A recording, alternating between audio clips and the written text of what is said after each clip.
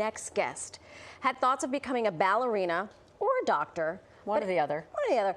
Ended up landing a role in this, it's a tiny show, Merrily We Roll Along. On Broadway. Ever heard of it? Massive, huge hit. Jonathan Groff, Daniel Radcliffe, ring a bell? Oh, boy.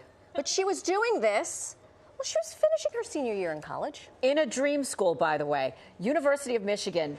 People, especially from the East Coast, Hello. love the big house. Come on. Thank you. Well, now she's making good. She's starring in a hit Broadway musical and Juliet and inspiring little girls to roar. Take a listen from a performance she did for Broadway.com. You hunt me down, I got up. Get ready, cause I've had enough. I see it all, I see it now. I got the eye of the tiger, a fighter, dancing through the fire. Cause I am a champion, and you're gonna hear me roar louder, louder than a lion. Cause I am a champion, and you're gonna hear me roar. Oh, Okay, Maya. that's it. I'm done. Simply delicious, spectacular, splendid. If you could have one talent in life, Marisol, would it be to be able to sing like that? Or just to be her. Maya Boyd, welcome to New York. Thank you so much for having me. That clip, everybody looked like they were having so much fun. It was a blast. It was one of the most exciting experiences that I've got to have being in this show. Right. So, gee, are you enjoying doing and Juliet? Yes. Hard work. Hard work, but someone's got to do it, right? Yes, absolutely. It's one of the most demanding things I've ever done. Yeah, it's a huge vocal demand.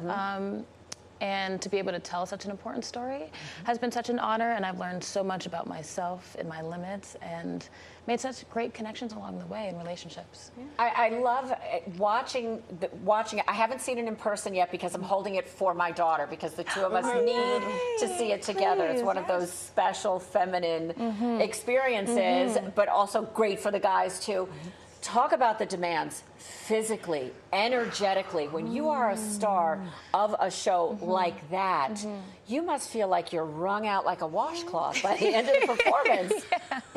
Right? Yeah, yes, it's something you really do only learn as you're doing it.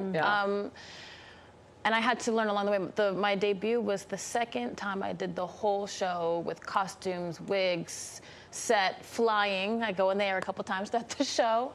And finally feeling grounded and feeling like I know what I'm doing happened along the way on stage. You were building the bridge as you were crossing it. Yes. Yeah, it's such a great way. Absolutely. Yeah. And I've learned so much about my voice and how to take care of myself and the work-life balance because Broadway Please send us your notes. We would like always, I have you.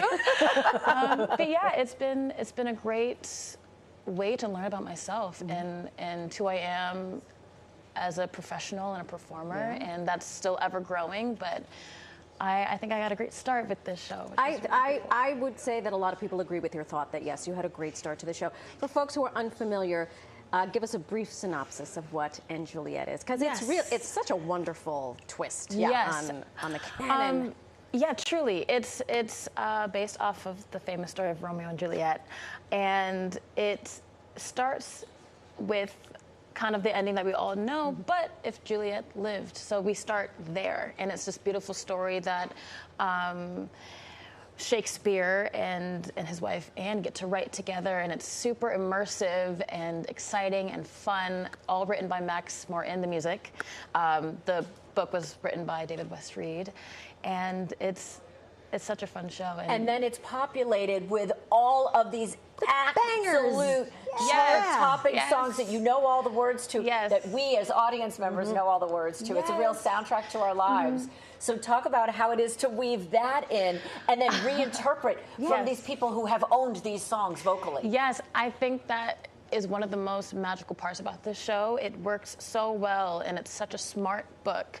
And it's been so fun just seeing how well the music fits in, and I think the most exciting part is understanding that pop music does have a story to it. I think we listen and we just like vibe, right? But there's a story there, and it's been so fun to see that be brought to life. Right. Well, Yeah. you are gaining a lot of clout with your fellow stars, Charlie D'Amelio, Joey Fatone. They were fans. They're going to be joining you. Yes, I understand. Yes. They're in the show, and they are such a gift to work with. It's been so fun with them in it, and it's been a blast getting to know them as people and seeing them do what they love. Too. So you've got this little behind the scenes thing that goes on. You got this little come on, spill the tea for us. You got this little dance party ritual with your castmates that you do. Talk about how this goes down. Yes.